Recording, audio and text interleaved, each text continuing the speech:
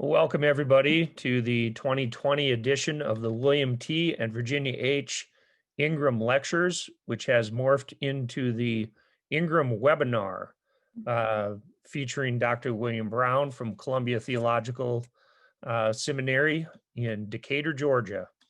I'm Dr. Peter Getke, Vice President of Academic Affairs and Dean at Memphis Theological Seminary. And I'm delighted to welcome all of you to this first ever Ingram webinar.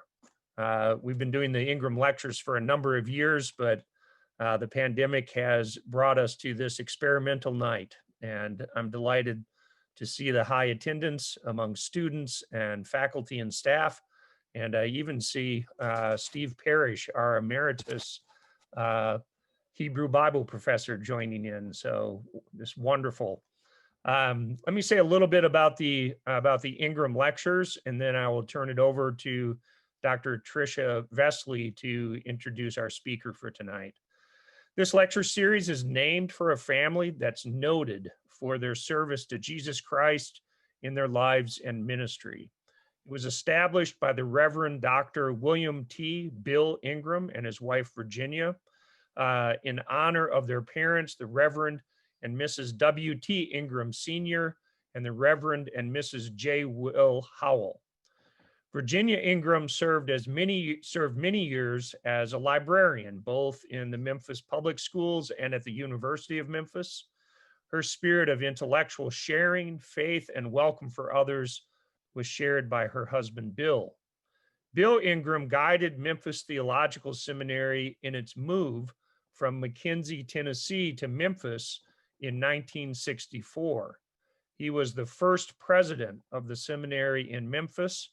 Along with other Cumberland Presbyterian visionaries, he saw the need for a seminary critically engaged with theological scholarship, deeply rooted in a life of faith, and a commitment to the well-being of people and the whole of God's creation. Consistent with this vision, Dr. Ingram and his faculty colleagues worked to create a seminary where people of different races, genders, social class, and faith traditions would come together for theological study in preparation for ministry. Tonight, continuing in the footsteps of Dr. and Mrs. Ingram, we're pleased to welcome Dr. William Brown of Columbia Theological Seminary for an evening of discussion on the topic of From the Temple of Life to the Tempest of Life, Genesis and Job in dialogue as the world hangs in the balance. And now to introduce Dr. Brown further, our visiting assistant professor of Hebrew Scripture, Dr. Tricia Vesley. Thank you, Dr. Gatke. Well, it is my privilege to introduce our speaker tonight, someone whom I've known for a few years and whose work has deeply influenced my own. Dr. William P. Brown, who is William Marcellus McPheeters Professor of Old Testament at Columbia Theological Seminary.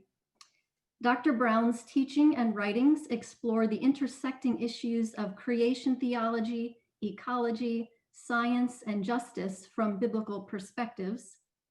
He has authored over 10 books, including The 7 Pillars of Creation, which you might have read part of for tonight, Wisdom's Wonder, Sacred Sense, Seeing the Psalms, and a handbook to Old Testament exegesis. He is also the editor of Engaging Biblical Authority, Character and Scripture, and the Oxford Handbook of the Psalms. Dr. Brown was recently a member of the Center of Theological Inquiry in Princeton, where he worked collaboratively with scientists, philosophers, and ethicists exploring the societal implications of astrobiology. He is an avid Sunday school teacher and was a founding member of Earth Covenant Ministry, an organization of Presbyterian churches in the Atlanta area dedicated to creation care that is now part of Georgia Interfaith Power and Light. We are delighted that you're here, Dr. Brown, and we look forward to exploring the many wonders of Job and Genesis with you. Thank you, Dr. Vesley, and thank you for the invitation. I am truly honored to be an Ingram lecturer for this year, and what a strange year it has been so far. I also will say that Dr. Vesley's research has been highly influential in my work, particularly on the Book of Job. So this influence has been mutual for both of us, it seems. I am delighted to be here and to talk with you about Genesis and Job.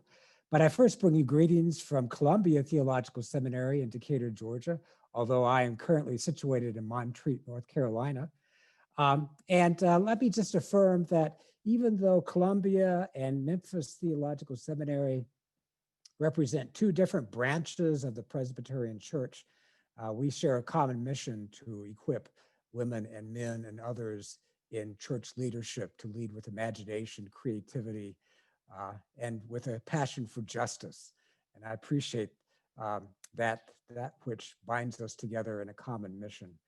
I also recognize that we have a common challenge, and that is to continue teaching online during this time of pandemic. So I commend you all for doing what you do, as we ourselves here at Columbia struggle to figure out how to most effectively teach online as well. So here we are virtually.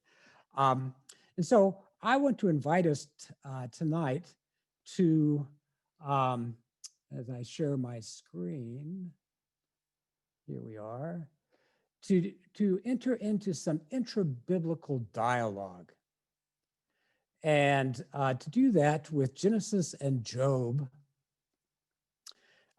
as our conversation partners. The title, From Temple to Life, the Temple of Life to the Tempest of Life, represents two different visions as I understand them. So Genesis and Job it is.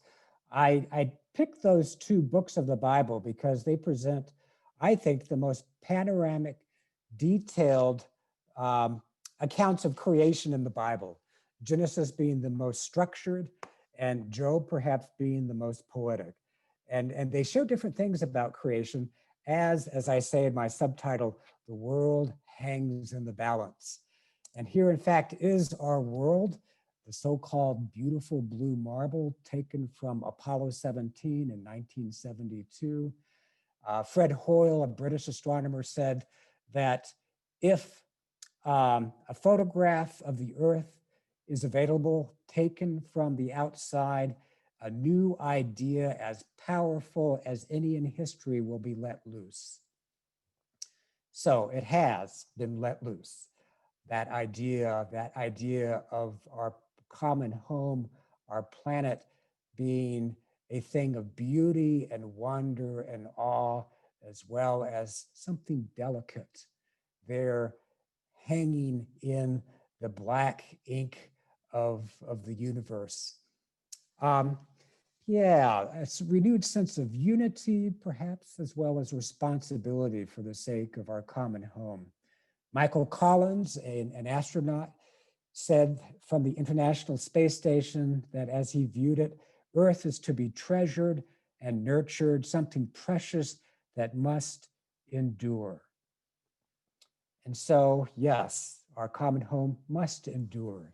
Even as certain disruptions continue to ravage the planet, disruptions wrought by human hands, whether it's at the wildfires in California or the active hurricane season in the Gulf of Mexico and throughout the Atlantic, in fact, flooding and drought, deforestation, which in fact our encroachment upon the wilderness is a source of pandemics throughout history, including the current one that we're all facing in various degrees.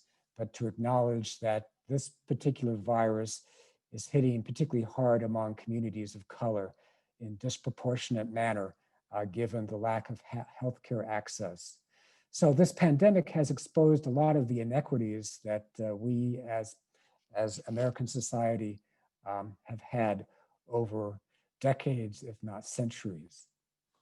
So our planet is facing so many disruptions, and I suspect that the year 2020 will be known as a perfect storm of disruption, of environmental catastrophes, from wildfires to the pandemic.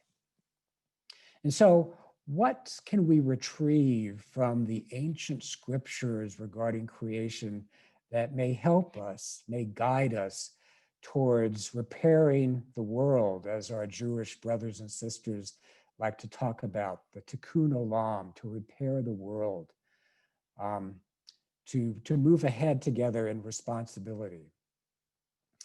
And I hope we can gain something tonight from a conversation that unfolds within the Bible between two very different views of creation.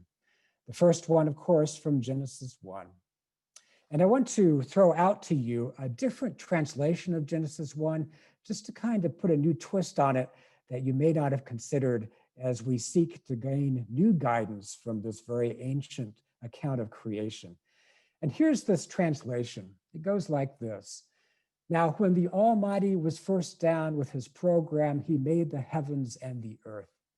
Their earth was a fashion misfit, being so uncool and dark. But the Spirit of the Almighty came down real tough, so that God simply said, lighten up. And that light was right on time. And the Almighty liked what he saw and let the light hang out for a while before it was dark again. This comes from the Black Bible Chronicles by P.K. McCary. It came out in 1993. And I love this. Well, it's not technically a translation, it is a paraphrase. But it reminds me that if God's very first words were lighten up, or in more traditional translation, let there be light, or let light be unleashed, lighten up. That suggests that as we talk about strategies and reforming our attitudes about creation in this time of crisis on so many levels, that we begin with a certain sense of joy and gratitude about what creation is as a gift, what creation is not as a warehouse of resources to be exploited, but as a gift of God for the flourishing of all of life. So lighten up. Let's find some levity in the midst of this dire situation that we face today. And so I want to point out some things that give me a sense of wonder and joy and gratitude about understanding Genesis 1. And it has to do with how God creates, God's creative activity. Now, there is, of course, the dramatic inbreaking of light, or light unleashed in Genesis 1, verse 3, which is hard not to associate with what we know about the Big Bang, that primordial explosion of energy that led to the creation of all matter as we know it. But there are also more subtle ways in which God creates, particularly when it comes to the creation of life. In verse 11, then God said, let the earth put forth vegetation, plants yielding seed, and fruit trees of every kind on earth that bear fruit with the seed in it. And then it was so. And then what happens? The earth brought forth vegetation. I find it truly remarkable that God did not snap God's fingers and say, let there be plants. No, God enlisted the earth to create plant life. And that says something about God as creator. In Genesis 1, it seems that God likes to collaborate, enlisting other creative agencies for the creation of life. And not just the earth, but we also have the waters. Then God said, let the waters produce swarms of living beings. So not only is the earth enlisted to create life, but also the waters, the oceans and the seas, to create marine life. And then look what happens when the report is made about what happens. So God created the great sea monsters and every living being that moves, of which the waters produce swarms according to their kinds. And God saw that it was good. Here, God takes the credit for creating particularly the great sea monsters, but the waters are also acknowledged as having a hand in the creation of marine life in general. It reminds me of a story that a colleague of mine back when I taught at Union Presbyterian Seminary told me about reading Genesis 1 to his two young sons. They were about 5 and 7 years old. And when he got to verse 21, so God created the great sea monsters, the younger one whispered to the older one, "That was a mistake." God creating sea monsters. Yet, according to Genesis 1, even the sea monsters are good, including this one. This is not a large Leviathan. This is actually a microscopic creature. It is a tardigrade or a water bear, one of the most resilient creatures on the face of this planet. So, a great sea monster it is, tiny as it is, and as good as it is, according to Genesis 1. So waters, land, earth, back to earth in verse 24, God enlists the creative agency of the earth to bring forth land-based creatures as well, cattle, creeping things, wild animals of every kind.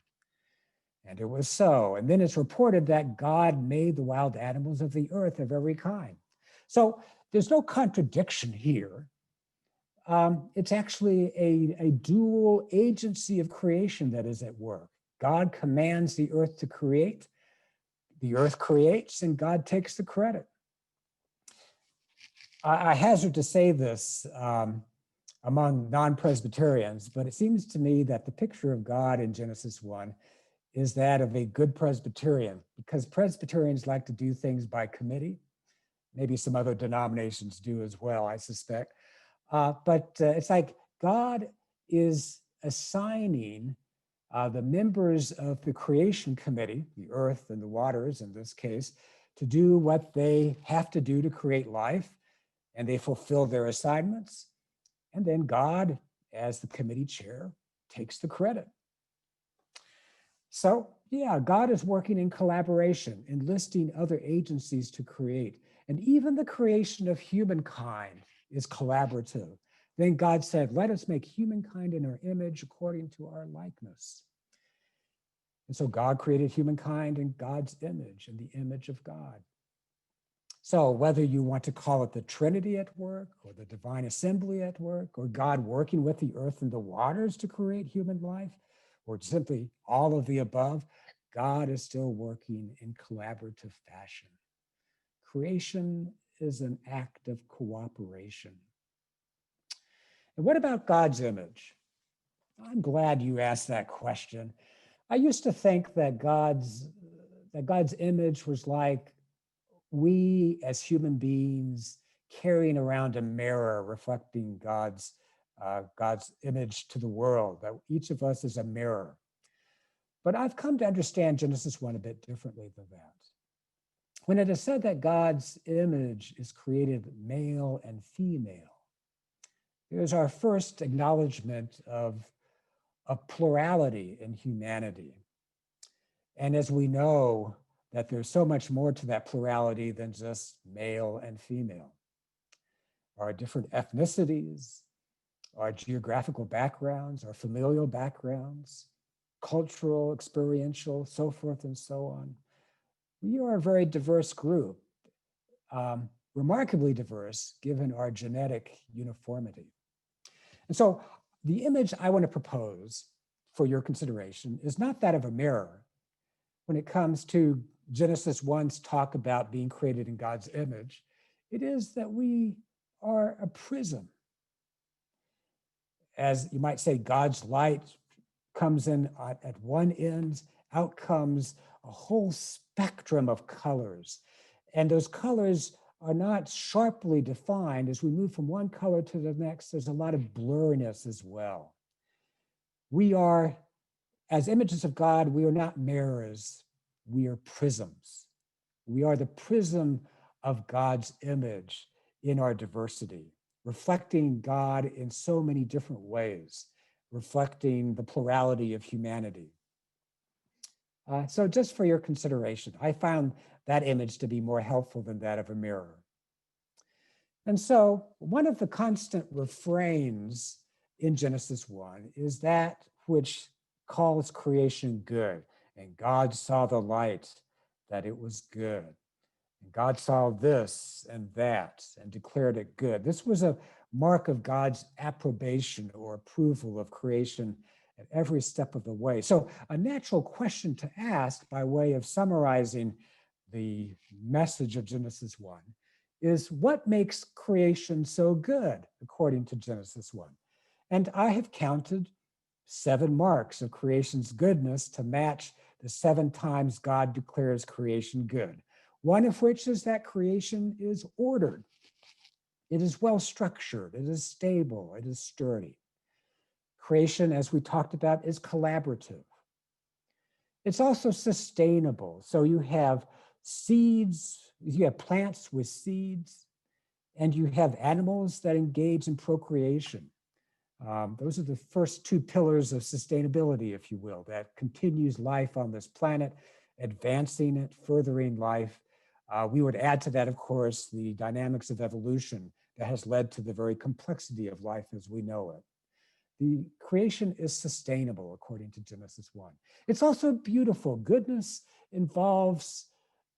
presupposes an aesthetic quality. It's a beautiful creation, as we'll find out. And as we look at the blue marble, there is awe-inspiring beauty of our planet. The diversity of life is also celebrated in Genesis 1, each according to its kind. That's a refrain throughout Genesis 1 when we hear about how life is formed. Life and creation is interdependent. There are these domains that are established, but they're interrelated as well as life itself. And there, of course, is the completion and rest that concludes creation on the 7th day, the day of Sabbath, when all activity ceases on the part of God, and that we are commanded to cease activity as well on the Sabbath by way of imitating God. The image of God, the imago Dei, is also the imitatio Dei as well. It's a very expansive view of goodness, I think, as we find in Genesis 1. But by way of conclusion of Genesis 1, I want to share with you what I consider to be a most momentous insight as part of the message of Genesis 1. I call it the Genesis Code. Just as jaw-dropping as the Da Vinci Code, except that the Genesis Code is true.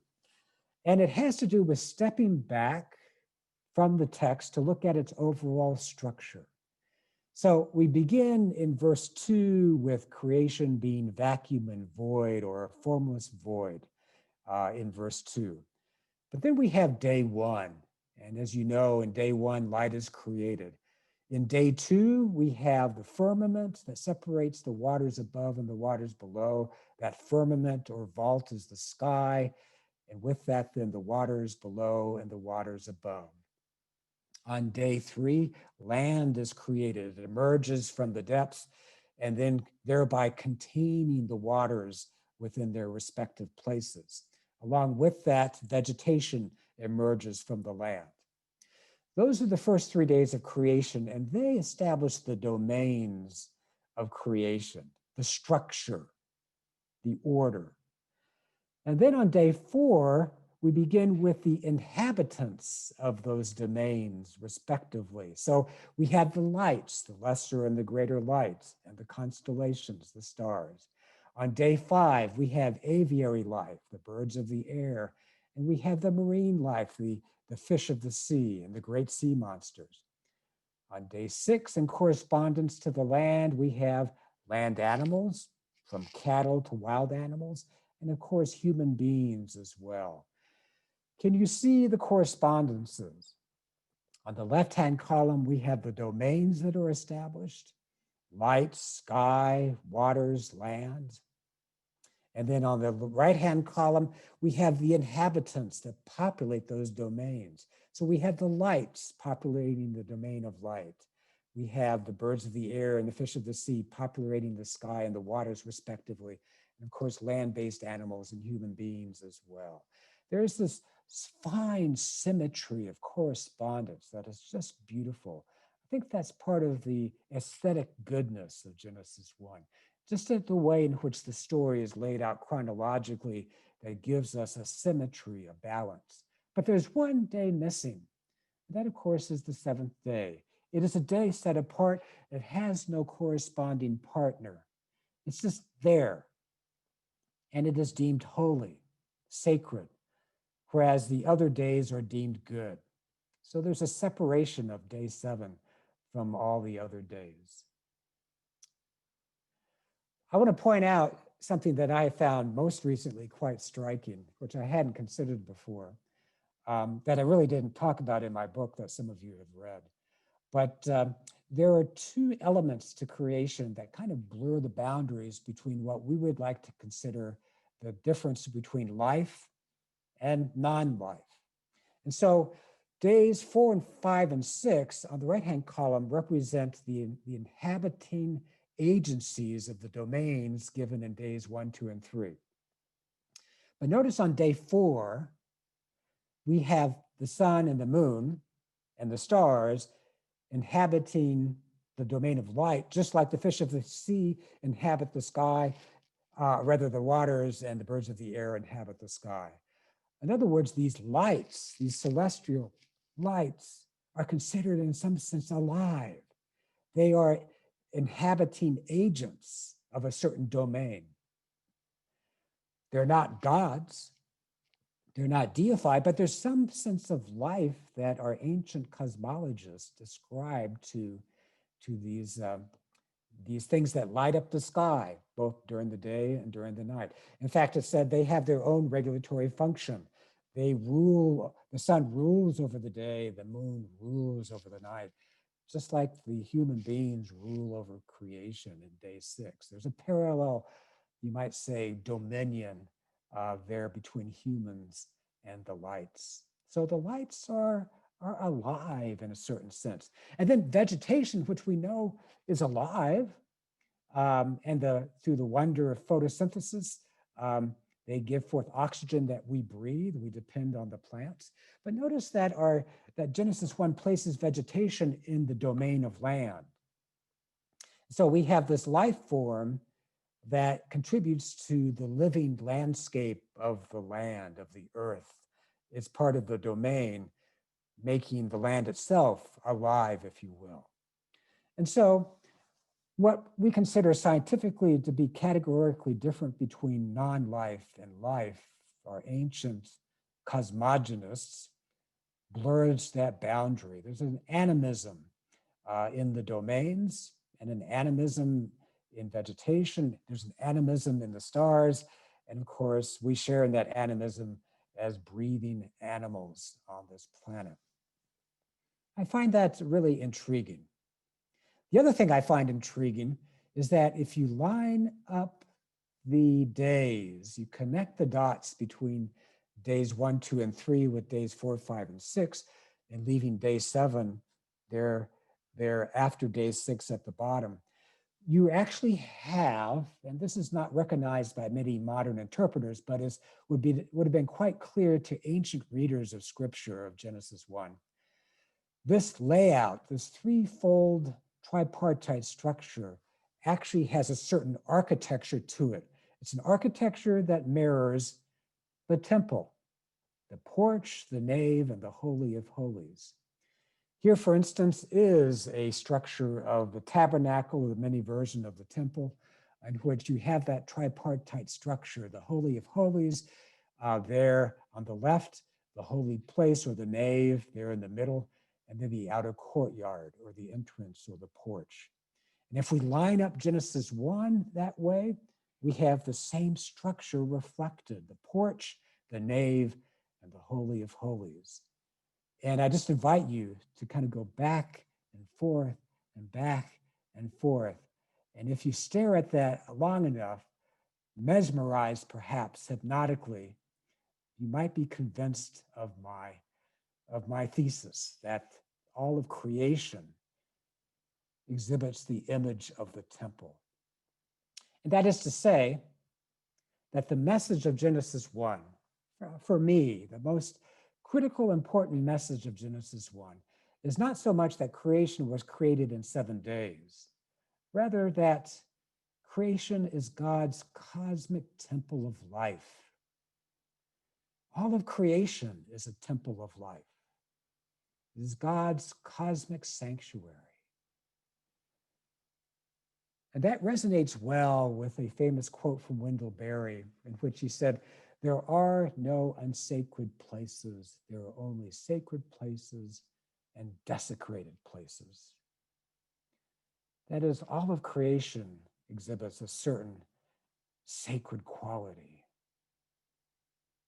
Places that, however, can be desecrated by our hands, by how we exploit creation.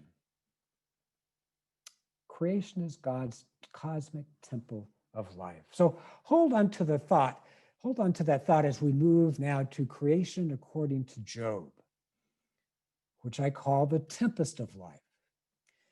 And just as a cursory overview of chapters 38 to 42 in the book of Job, God comes finally to respond to Job, not on Job's terms, but on God's terms. And what God does is show Job a new vision of what creation is, in God's eyes, expanding Job's purview to the infinite degree. And what God shows to Job is creation bursting with life.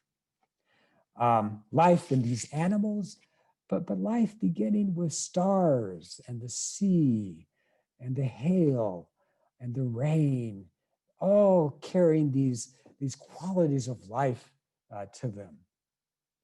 And my cosmic symbol of Job's view of creation is the antenna galaxies. It's actually two colliding galaxies that have resulted in this rather striking shape for me.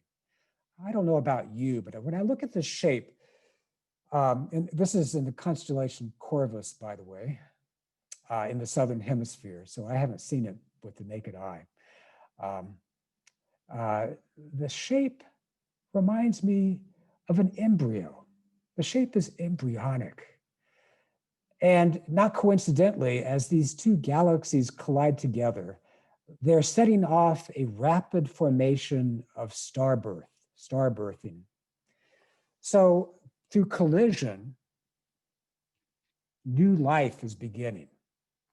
New star formations resulting in planetary systems, which may result in some of these planets hosting life itself, like our planet Earth in our solar system. And so this is, for me, the cosmic symbol of God's view of creation according to the book of Job. That is creation bursting with life, a tempest of life. And so when God begins to address Job in chapter 38, God first, might say, puts Job in Job's place. To be sure, Job is shown not to be God, that his understanding is woefully limited, that his purview is shrunk, but is about to be expanded. God takes Job on a journey, a cosmic journey, through these questions that God poses to Job, beginning with, "Where were you when I laid the foundation of the earth? Who determined its measurements? Surely you know. Or who stretched the line upon it? On what were its basis sunk? Or who laid its cornerstone when the morning stars sang together and all the heavenly beings shouted for joy?" There, my friends, is your temple language. The earth is built as a temple. And the choir that accompanies the laying of the foundation are the morning stars and the heavenly beings shouting for joy, rejoicing in praise. And so creation, according to Job, begins with a solid, firm foundation of the earth built as a temple, a cosmic temple, perhaps sort of beginning where Genesis 1 ends. Genesis 1 ends with a cosmic temple, and Job begins with that thought, describing the foundation of that temple, acclaimed by these heavenly beings and the stars singing for joy. But then God moves on to talk about the different domains of creation, from the depths that are likened to a swaddled infant, full of strength and a degree of chaos. And then what I have always found most striking in one of these passages is when God talks about the desert. And this is what God says to Job: "Who has cut a channel for the torrents of rain and a way for the thunderbolt, to bring rain on a land where no one lives, on the desert which is empty of human life, to satisfy the waste and desolate land, to make the ground put forth grass?" What God is saying to Job is, what you think looks like a wasteland, desolate, what you think is devoid of life, no, it is full of life. I am creating life. I am providing for life through the cut channels of water and rain. So God is pointing out to Job that there is life in the most unexpected places. And then God wraps up by talking about this wild kingdom that is populated with all these various animals. How many? 12 total, if you count them. 12 animals, 12 bona fide members of the wild kingdom that God wants to show to Job, for Job to ponder. And what's interesting here is that if you recall back in Genesis, when the animals are named by Adam in the garden in Genesis 2, you read of God bringing the animals to Adam for Adam to name, to define in relationship to each and every one of them as he searches for his own companion. It doesn't work, but that's another story.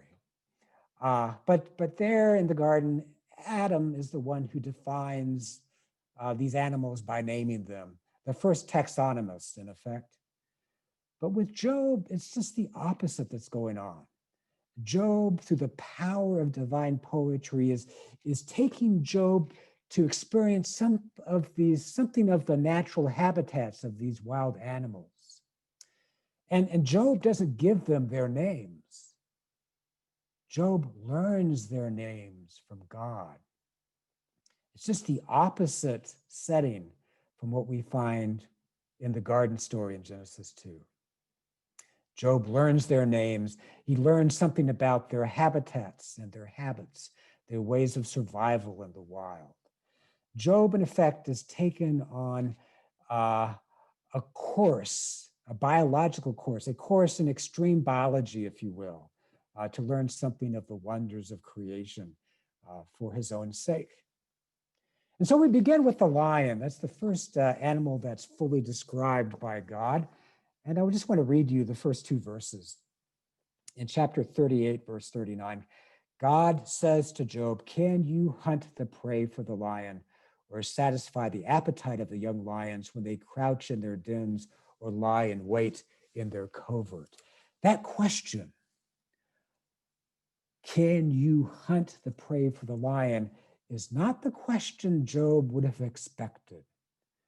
No, if God comes to challenge you to gird up your loins, you expect a question like, can you hunt the lion? Can you kill the lion to prove your physical prowess before God?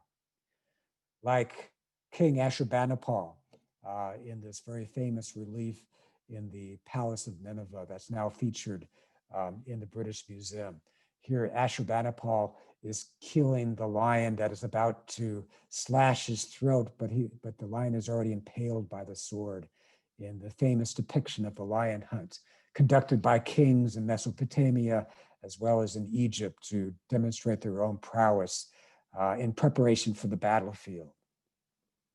No, God's question to Job is not, can you hunt the lion, but can you provide for the lion?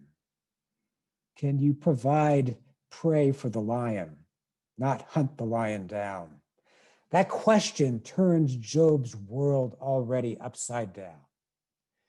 But God is not done with Job. Next comes the mountain goat, in which God says, "Do you know when the mountain goats give birth? Do you observe the calving of the deer? Can you number the months that they fulfill? And do you know the time when they give birth, when they crouch to give birth to their offspring and are delivered to their young? Their young ones become strong. They grow up in the open and they go forth and do not return to them. This is the picture of the mountain goat and the deer bursting with life. Job is quizzing, God is quizzing Job about his knowledge of the birth cycle, um, from gestation to birth and growing up, as these young kids grow up, becoming strong, never to return back. This is a picture of creation that is full of birthing, full of the bursting of life at the seams. And then there's the wild donkey, the wild ass, or the onager. Who has let the wild ass go free? Who has loosed the bonds of the swift ass, to which I have given the steppe for its home, the salt land for its dwelling place? It scorns the tumult of the city. It does not hear the shouts of the driver. It ranges the mountain as its pasture and searches after every green thing. This animal is no beast of burden. It is a quintessentially wild animal that roams freely um, through the steppes and the salt lands. It is a free animal. It does not hear the driver's shouts. It scorns the chaos of the city where there is oppression and violence and chaos. And that too upends Job's world, because Job, I suspect, is a city man. And so he's comfortable in the city, and he looks at the wilderness and sees it as a place of chaos. But through the eyes of the wild onager, it's just the opposite. It's the city that holds the chaos. It is the wilderness that provides for life. And there's the ostrich that God praises, but also admits it lacks wisdom, but it stands fearlessly, proudly before the hunter, before the horse and its rider. God praises the fearlessness of the ostrich. And there's the vulture that in God's words, to paraphrase, the vulture is nature's natural vacuum cleaner. So where nations war against each other on the battlefield, it is the vulture's brood that cleans up afterwards, sucking the blood of the slain, in the words of Job. And then there are the two mythical creatures, Behemoth and Leviathan. Those are the climactic creatures in God's litany of members of the wild kingdom. And with Behemoth, something new unfolds. This monster, this lumbering monster, which some scholars think is patterned off of the hippopotamus. God says to Job, "Behold, Behemoth, which I created with you." It is the first of the great acts of God. The mountains yield food for it, where all the wild animals play. Even if the river is turbulent, it is not frightened. It is confident, though Jordan rushes against its mouth. I created Behemoth with you. For the first time, God is admitting to Job that Job is connected to these wild animals. They've been created with him, beginning with Behemoth, this monster. And Job finds that he has a connection with this strange alien creature who could be, for all he knows, from another planet. But God affirms a connection between Job and the behemoth, and by extension, all the animals of the wild. And then, as the final act of this litany of animals, God describes Leviathan with these words, selectively excerpted from a whole chapter that is devoted to describing Leviathan in painstaking detail, chapter 41.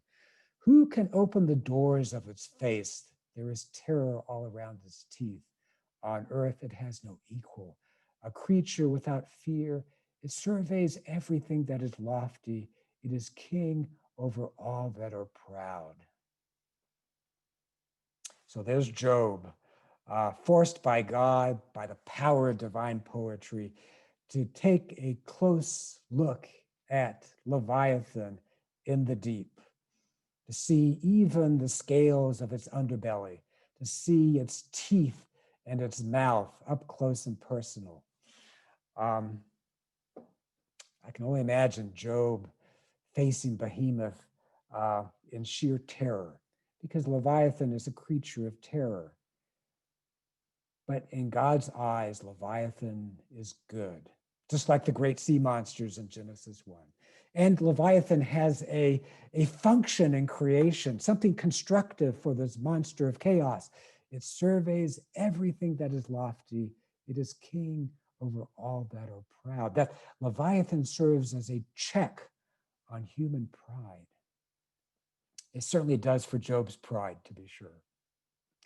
So, with these all too brief overviews of these creation accounts from Genesis and Job, what can we say that relates to each other, as well as distinguishes one from the other? So in Genesis, on the left-hand column, creation is a temple. For Job, creation is a tempest.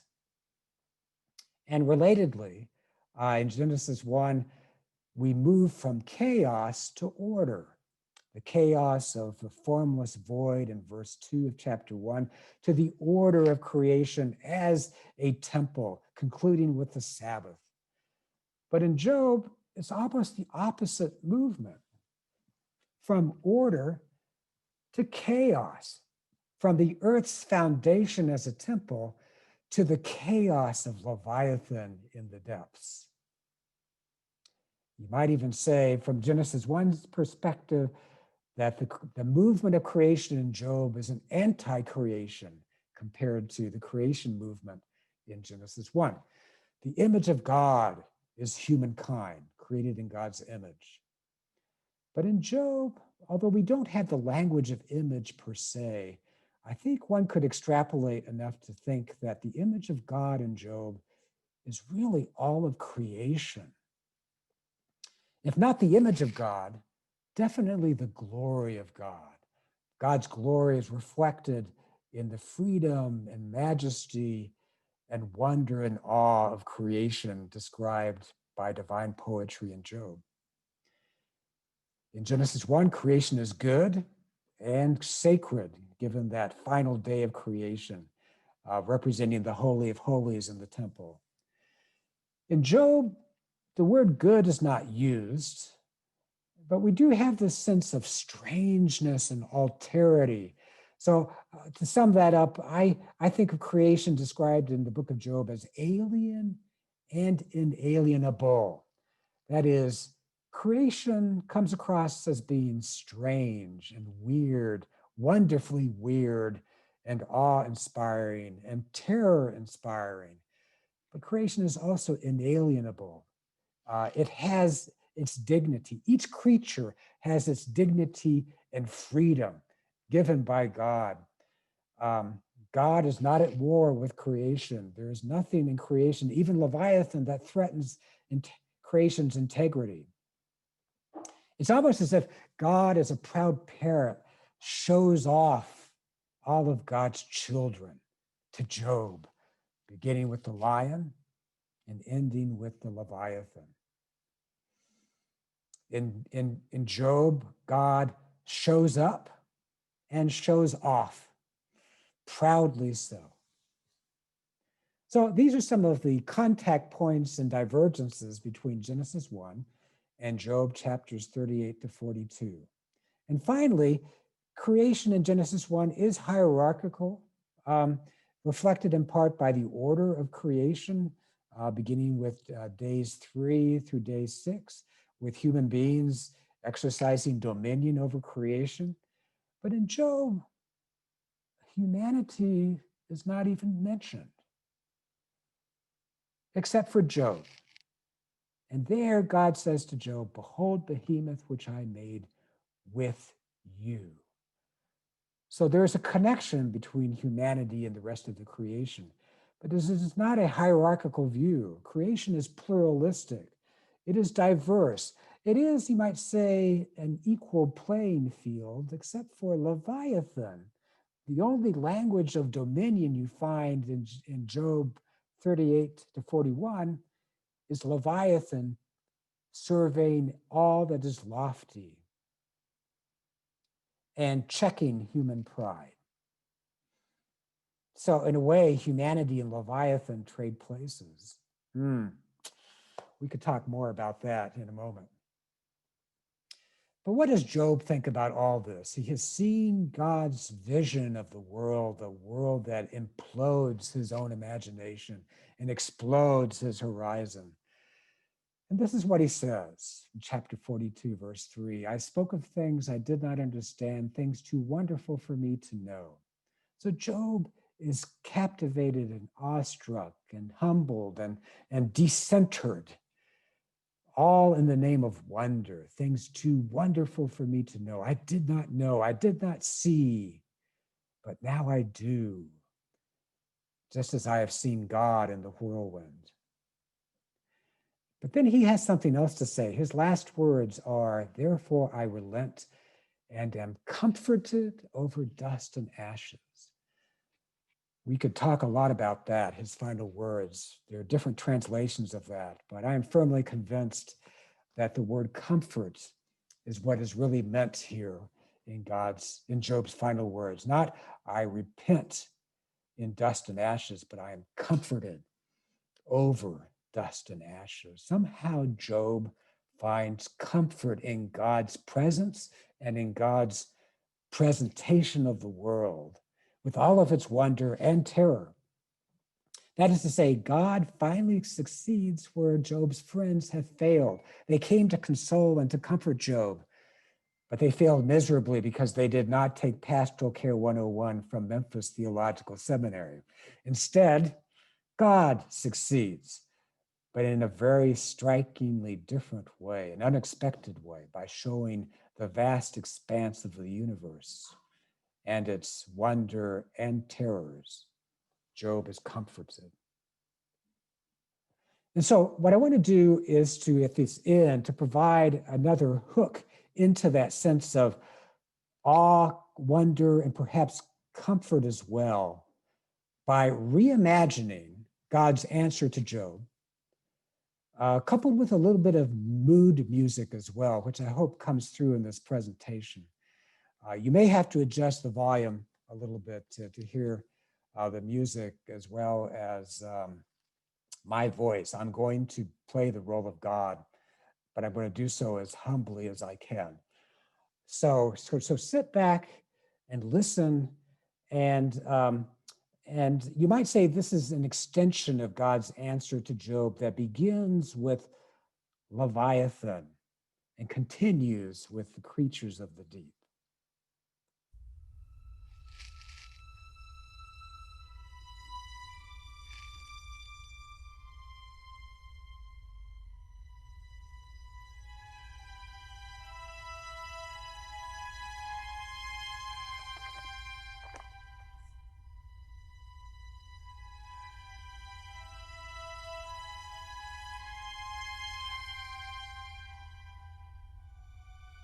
Behold, Job, the dark, watery depths where my creatures great and small flourish in darkness. You call it chaos and death. I call it the womb of life.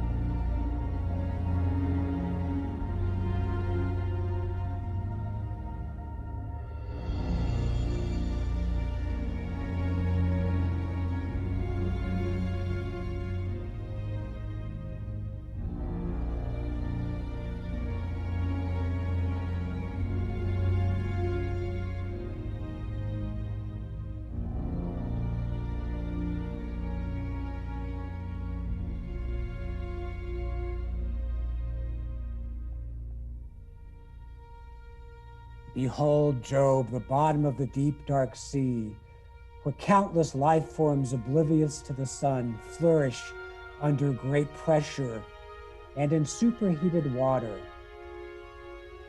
Among them are my delicate tube worms that extend up to 10 feet in length amid large colonies of bacteria. Humans classify these creatures as extremophiles because they live in conditions that humans themselves cannot withstand. But life began when Earth was ruled by extreme conditions. This wasn't Darwin's warm little pond.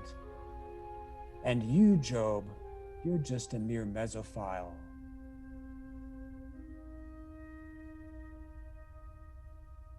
Job, behold the enigmatic Grimpatothus. No, this is no anime cartoon character. Humans call it the Dumbo octopus because it simply rests on the bottom with its mantle spread around it. And Job, do you know what it does there sitting so still in the dark? All right, then I'll let you in on a secret. It's meditating on Torah.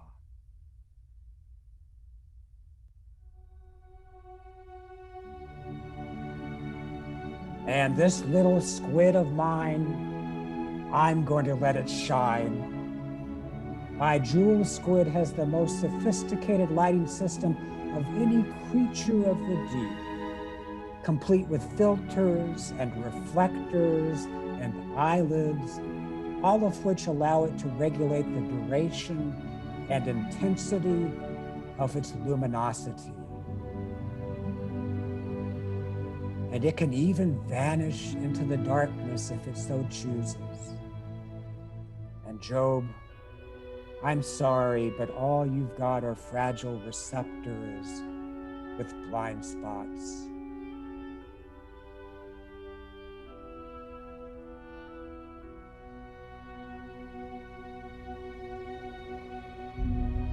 Ah, yes, the Pacific viperfish, with its long and pointy fangs that leave little chance of escape for its prey. Yet its teeth are so prominent that it has to put up with carrying them outside its mouth, dangerously close to its eyes.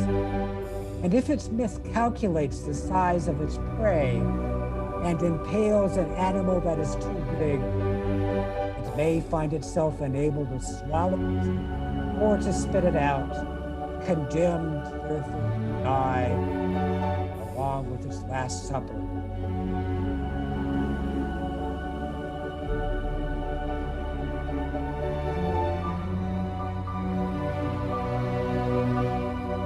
But Job, my favorite creature of the deep, is the one that humans disparagingly call Vampiratothus infinalis. Too bad you don't know Latin, Job, for it means a vampire squid from hell. It was so named because it frightened the living daylights of its first discoverers. But it is my mascot of the deep, half squid and half octopus, dating back to 200 million years. And this creature can do something that no other creature in the waters can. It can dwell quite happily in the oxygen-depleted layer of the ocean. And it can do so by its special respiratory blood pigment. And being the slowest cephalopod of the sea helps as well.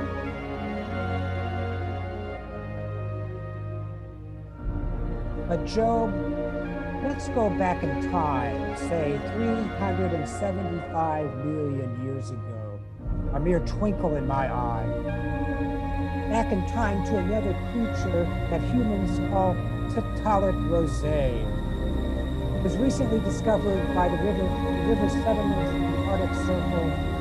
Humans nicknamed it fishapod because it provides the missing link to the fish and tetrapod. But I have a better name for it. I simply call it snout. Its story has been told by one of my favorite writers, Lauren Isley, next to Moses. Snout's story begins as such things always begin, in the ooze of unnoticed swamps, in the darkness of eclipsed moons. It begins with a strangled gasping for air. On the oily surface of the pond, from time to time, a snout thrust upward. It took in air with a queer grunting inspiration and swirled back to the bottom. The pond was doomed, the water was foul, and the oxygen almost gone. But the creature would not die. It could breathe air directly through a little accessory lung, and it could walk. In all that weird and lifeless landscape, it was the only thing that could. And it walked rarely and under protest, but that was not surprising, for this creature was a fish. And in the passage of days, the pond became a puddle, but the snout survived. And there was dew one dark night and a coolness in the empty stream bed. And when the sun rose the next morning, the pond was an empty place of cracked mud. But the snout did not lie there. It had gone. Downstream there were other ponds, and it hobbled slowly along the stumps of heavy fins.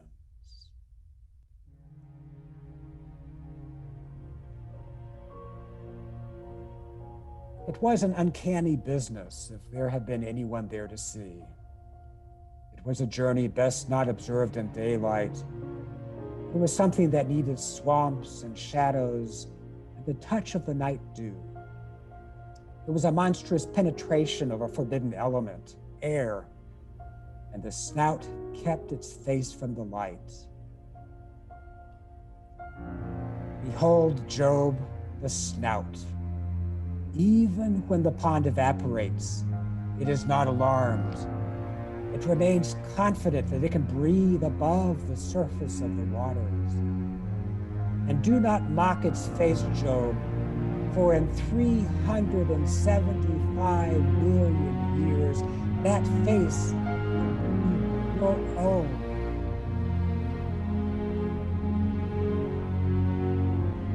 So come back to the surface, Job, and gird up your loins. Take a deep breath, for every breath you take is shared by all air-breathing life on earth. Breathe, Job. Take in the breath of life and live anew, knowing that you have found kinship with the children of the wild, and equally so with the children of Adam.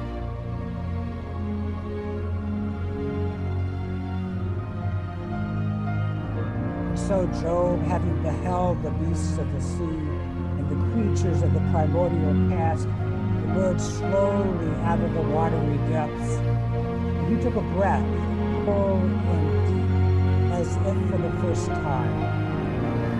And Job crawled back onto his ash heap, where he had suffered the insults of his friends, had once charged God with wrongdoing, bitterly awaiting his death.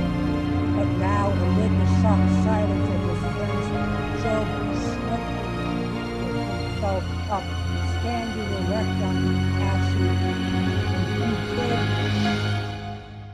what was inconceivable. He prayed. He prayed not for himself, but for his friends who had betrayed him. And then Job walked back home, ready to begin his new life.